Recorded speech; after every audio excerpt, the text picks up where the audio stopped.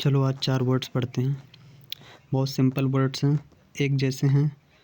तुम लोगों ने शायद एक दो इसमें से पढ़ा भी होगा, जैसे कि रिसेप्टिव हो गया, डिसेप्टिव हो गया, एक्सटेंसिव हो गया, इनसेंसिटिव हो गया। इनसेंसिटिव तो बहुत ही कॉमन वर्ड है, बहुत सुना होगा तुमने कॉन्वर्सेशंस में, यूट्यूब वगैरह में। चलो तो पहला जो वर्ड है उसका मतलब है उसका मतलब क्या है ये समझते हैं। तो वर्ड है रिसेप्टिव। रिसेप्टिव का मतलब होता है कि तुम स्वागत करते हो, तुम ओपन माइंडेड हो, तुम एक्सेप्ट करते हो, एडमिट करते हो, एक्नॉलेज करते हो, इसका मतलब होता है रिसेप्टिव। तो चलो एग्जांपल्स देखते हैं पहले वाले वर्ड के, फिर उसके बाद दूसरा देखेंगे, फिर तीसरा, ऐसे ही चौथा। ठीक है, तो पहले वर्ड्स के एग्जांपल देखते हैं। तो क्या है पहला एग्जांपल, क्या है कि he is very receptive to new ideas. तो मतलब वो नए नए विचारों को लेकर के, नई चीज़ों को लेकर के बहुत ज़्यादा रिसेप्टिव है। रिसेप्टिव होने का मतलब वो स्वागत करता है नए नए विचारों का, नई नई विचारधाराओं का, नई नई बातों को वो स्वीकारता है। वो बहुत रिसेप्टिव है। ठीक है, जैसे कि कोई इंसान है और वो हर एक नई बात को एक्सेप्ट करता है। एक्सेप्ट नहीं करता तो कम से कम वो उसको रिसेप्टिव है, मतलब उसके प्रति बहुत ज़्यादा एकदम खुला रुख रखता है, बहुत खुला सोचता है। ठीक है, तो वो रिसेप्टिव हो गया। दूसरा एग्जांपल क्या है, I found her receptive to my weird feelings. तो मैंने पाया कि वो बहुत रिसेप्टिव थी। रिसेप्टिव होने का मतलब बहुत ज़्यादा वो एक्सेप्ट कर लेती थी माई वियर्ड फीलिंग्स को। मतलब जैसे मुझे फ़ील हो रहा था कुछ वियर्ड सा, बहुत अजीब सा, तो मैंने पाया कि यार वो मेरी फीलिंग्स को लेकर के बड़ी ओपन माइंडेड है, उसको कोई प्रॉब्लम नहीं है, वो एक्सेप्ट करती है। वो कहती है ठीक है, इसमें कोई दिक्कत नहीं है, जैसा तुम फील कर रहे हो इट्स वेरी कॉमन। तो she was very receptive to my weird feelings. तो कोई जब तुम्हारी फीलिंग्स को लेकर के, तुम्हारी भावनाओं को लेकर रिसेप्टिव होता है, तो इसका मतलब वो तुम्हारी भावनाओं की कद्र करता है, वो तुम्हारी फीलिंग्स को लेकर के बड़ा ओपन माइंडेड होता है। और तीसरा एग्जांपल हो गया, you have to be receptive to their culture otherwise you can't survive. जैसे कहीं जाते हो, जैसे कि हम लोग रहते हैं यहाँ पे नॉर्थ ईस्ट में, तो जैसे कि हम जाएं साउथ में चले जाएं तो वहाँ का कल्चर अलग है, ट्रेडिशंस अलग है, लोग अलग है, ठीक, लाइफस्टाइल अलग है।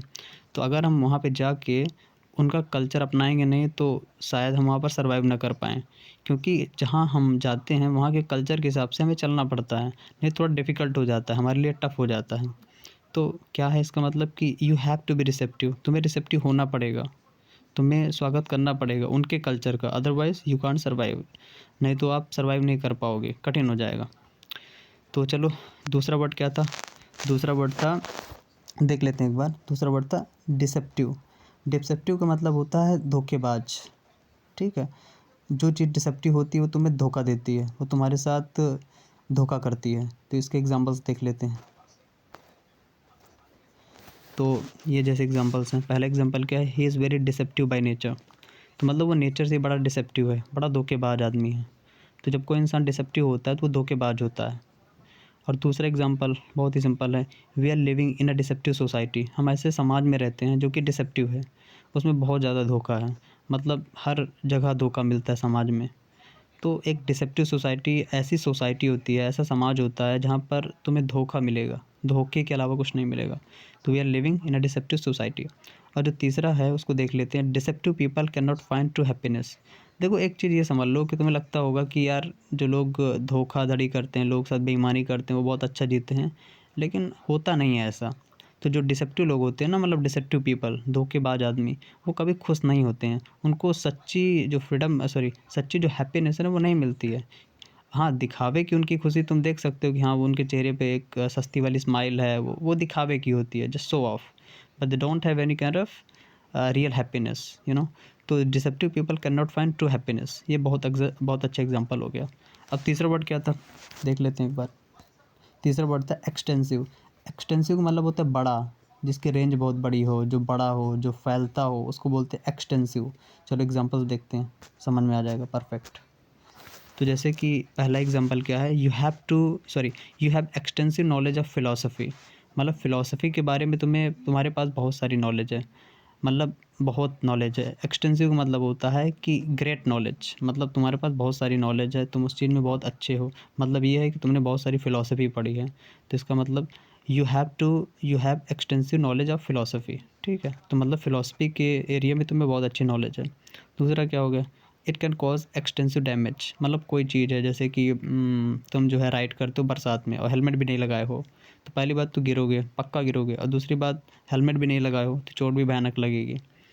तो ये होता है मतलब एक्सटेंसिव डैमेज, मतलब बहुत बड़ा डैमेज हो जाएगा। एक तो तुम्हारा जो है सर फट जाएगा, और दूसरी बात तुम्हारे कपड़े गंदे हो जाएंगे और गाड़ी फिसल जाएगी, तो मतलब बहुत ज़्यादा दिक्कत होगी। तो it can cause extensive damage. तो मतलब कोई भी चीज़ जब बहुत ज़्यादा डैमेज कर देती है तो उसको बोलते हैं एक्सटेंसिव डैमेज। तीसरा देखते हैं, this building needs an extensive area for its construction. कोई बिल्डिंग बननी है, ठीक है, बड़ी बिल्डिंग है, तो बड़ी बिल्डिंग है तो उसको एरिया बहुत ज़्यादा चाहिए, एक्सटेंसिव एरिया चाहिए। तो this building needs an extensive area, बड़ा एरिया चाहिए, फॉर इट्स कंस्ट्रक्शन, इसके कंस्ट्रक्शन के लिए, इसके बनने के लिए। चलो चौथा लास्ट वर्ड देख लेते हैं, वो क्या था। वो था इनसेंसिटिव। बहुत कॉमन वर्ड है और बहुत अच्छा वर्ड है।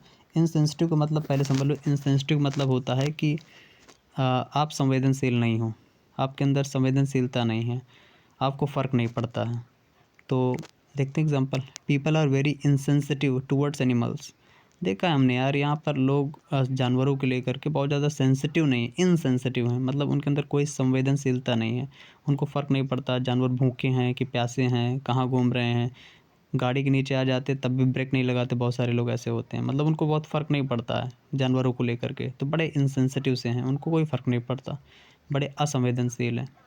तो दूसरा क्या हो गया, being insensitive towards nature is to bring an end to the अर्थ।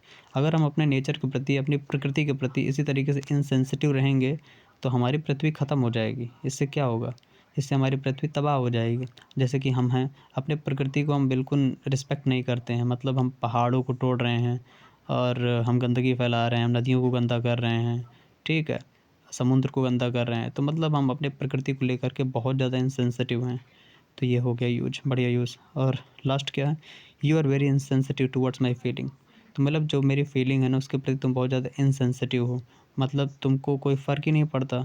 जैसे मैं फ़ील कर रहा हूँ, तुम्हें कोई फ़र्क नहीं पड़ता है, तुम उसके प्रति बिल्कुल असंवेदनशील हो, तुमको कोई संवेदना नहीं होती है। तो ये हो गया आज के चारों वर्ड्स, एक बार फिर से देख लो चारों वर्ड्स। एक था रिस्पेक्टिव, रिसेप्टिव, और दूसरा था डिसेप्टिव, तीसरा है एक्सटेंसिव, और लास्ट वाला इनसेंसिटिव।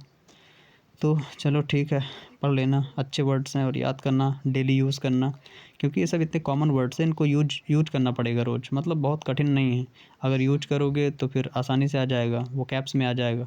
अदरवाइज़ वेरी टफ़, बहुत टफ़ नहीं होता है, बस यूज की बात होती है। अगर इसको हैबिट में ला लोगे तो बड़ा आसान हो जाएगा, हैबिट में नहीं लाओगे तो it's gonna be very difficult for you, and you can never memorise them. ठीक है, थैंक यू।